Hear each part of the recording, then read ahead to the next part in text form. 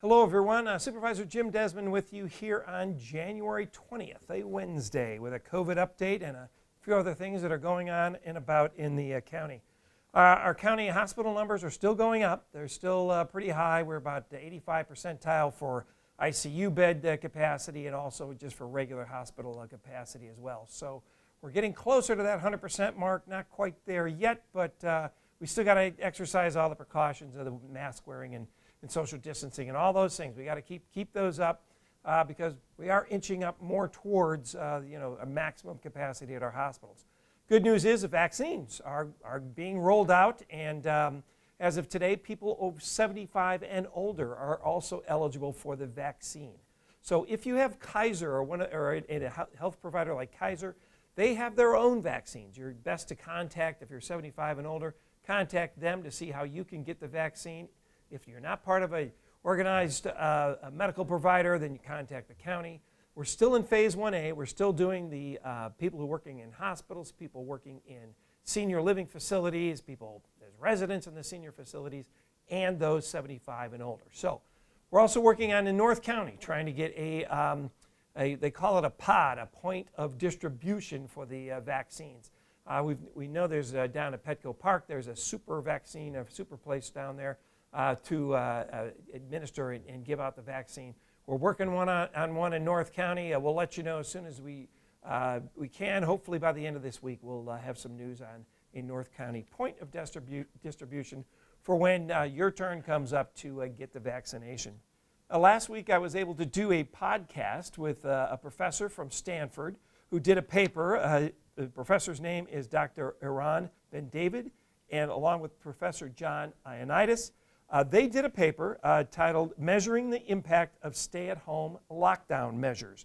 Now, I know everybody likes to say they follow the science. Here we got two scientists from Stanford that put together a paper that was published in the European Journal of Clinical Observation. And basically what it did is it compared countries, 10 different countries, the some that had less restrictions. They didn't shut down businesses, but they emphasized the social distancing and mask wearing and things like that, as compared to other countries that, like us in the state of California, where they had much more restrictive lockdowns along with the social distancing and masks and those measures. And what the paper found out was really there was no difference in the outcome between those countries that did not have any restrictions, and those being like South Korea and Sweden, that didn't have the closing down of businesses, but they did the social distancing and things like that.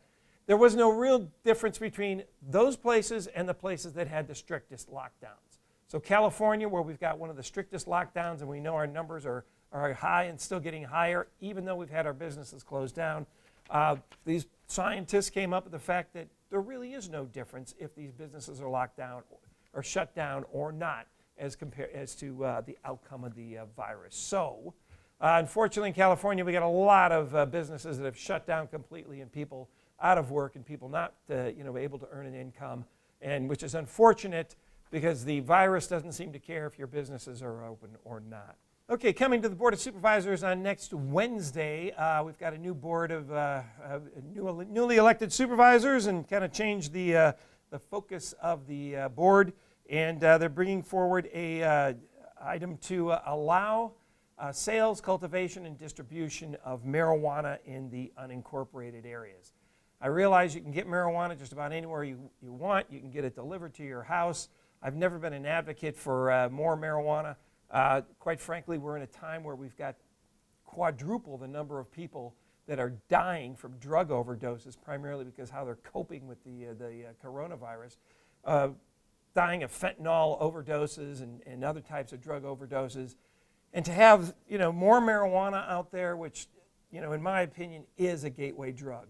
I wouldn't want a dispensary in my neighborhood, and I'm not going to put one in yours. However, that's coming to our Board of Supervisors, where cannabis is going to be allowed to be cultivated in all agricultural zones, going to be able to be distributed in just about anywhere except for about 600 feet from a K through 12 school. I think the distance should be much further.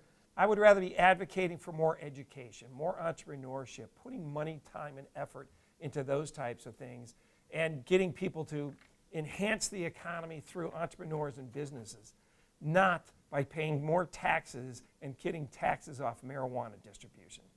To me, that's keeping our people stoned on their couches and the politicians happy because they're getting more taxes. I'm going to be against this. I'd love to hear from you. Have your support next Wednesday if you do not support more marijuana dispensaries in the unincorporated areas of San Diego County. Thanks for your support. Thanks for checking in.